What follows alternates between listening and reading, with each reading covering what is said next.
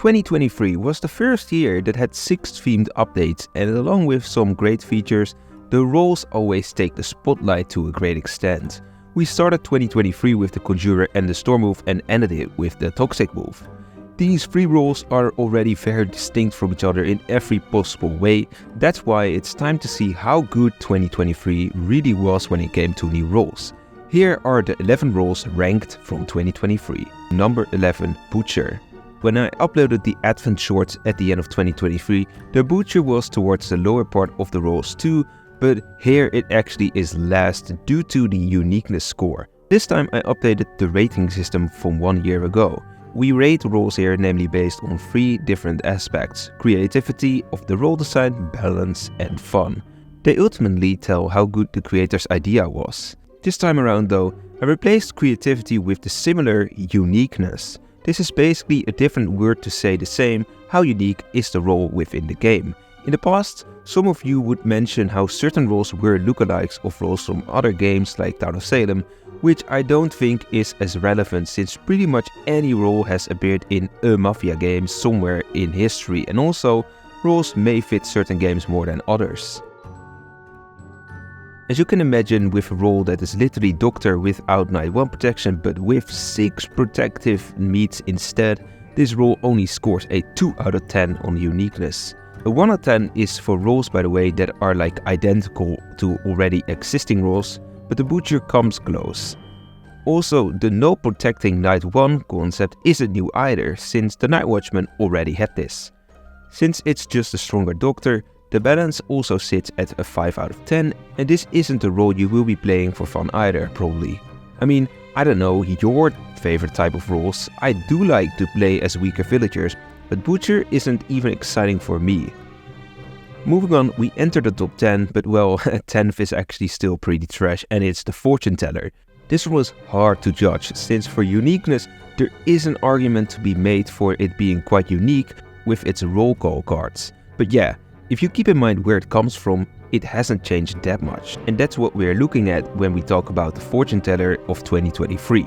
Uniqueness has a 4, balance a 6 since it feels weak, but so is Loudmouth, and Avenger and Bellringer aren't particularly strong either. Fun kills this role though, even though there are fans. It scores a 3 out of 10 because it's like really useless, and as Loudmouth you can at least try to bait werewolves. As Fortune Teller you are a glorified role caller and with self-provability. There are a few strategies with it to make card owners urge to reveal themselves, but it's not like it will do that much. Another 13 out of 30. Let's make a big jump to 16 out of 30 points with the number 9, and this might be the first of a few controversial ones, but it is the Storm Wolf.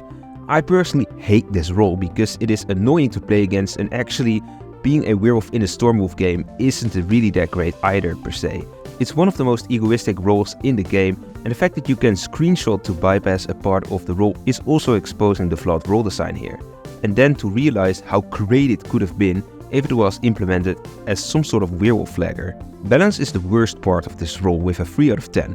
Fun sits at a 6 out of 10, but this might be higher for you because I personally don't like playing evils that much, and I like to claim a role as evil most of the times as well, meaning clearing chat isn't even that useful either. Uniqueness is its strength, as it is really different from anything.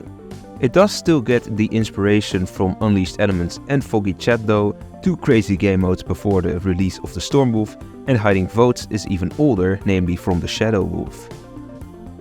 Then in 8th we have another spicy role, very colorful in every way.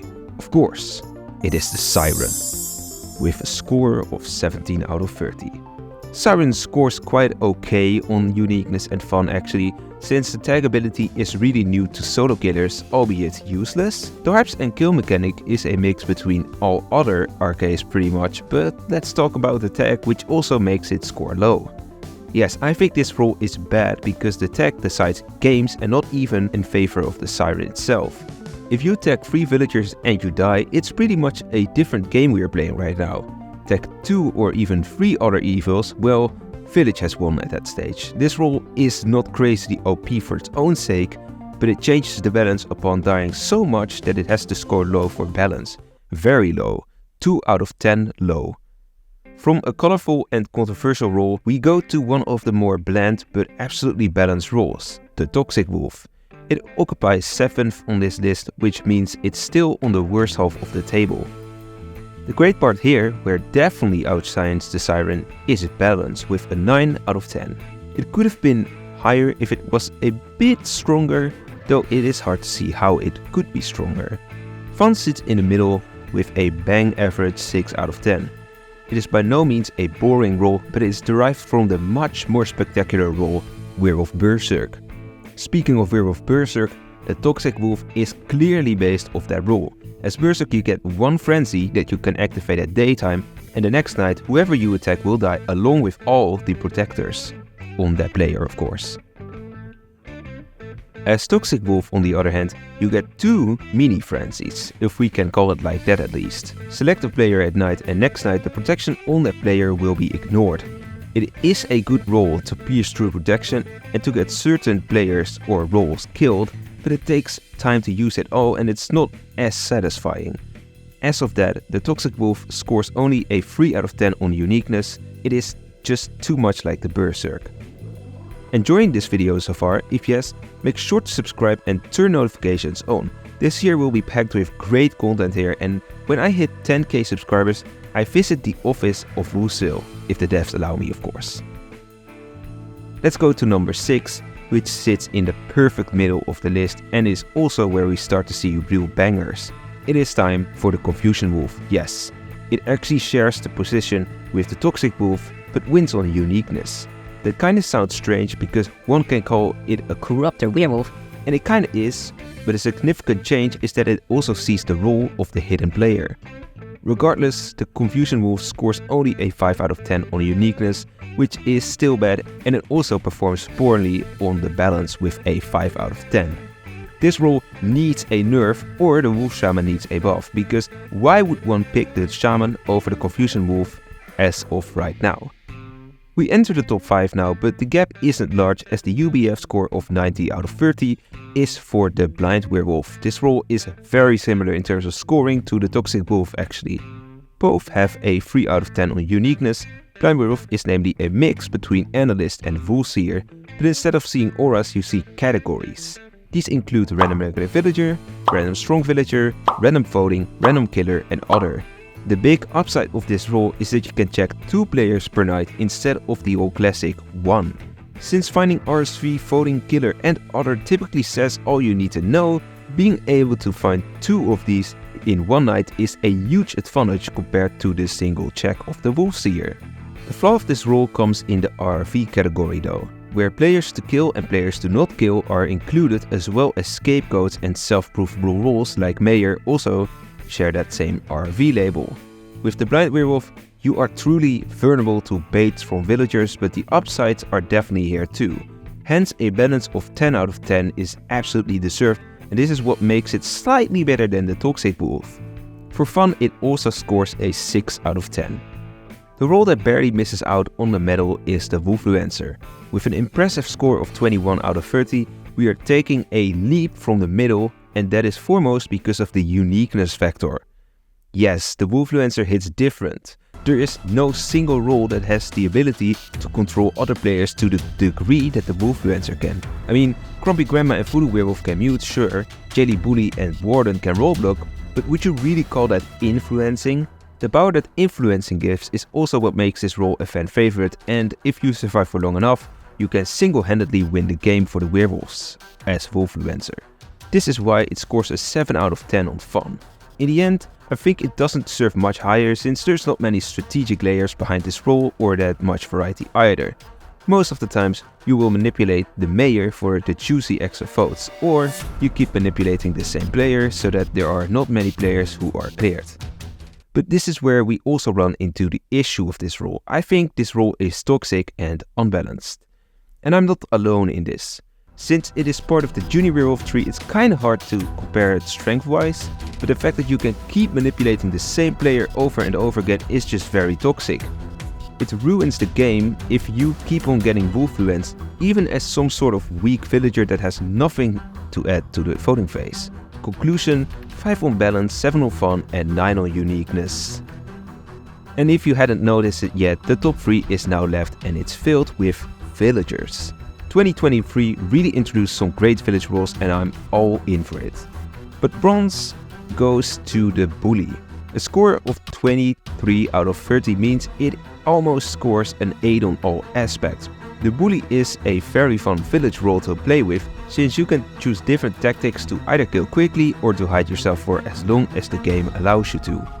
Will you concuss players ahead of time so you can kill potential scapegoats later on easily? And in which phase will you concuss who? These are all questions you may need to answer when playing with the bully, which requires good decision making.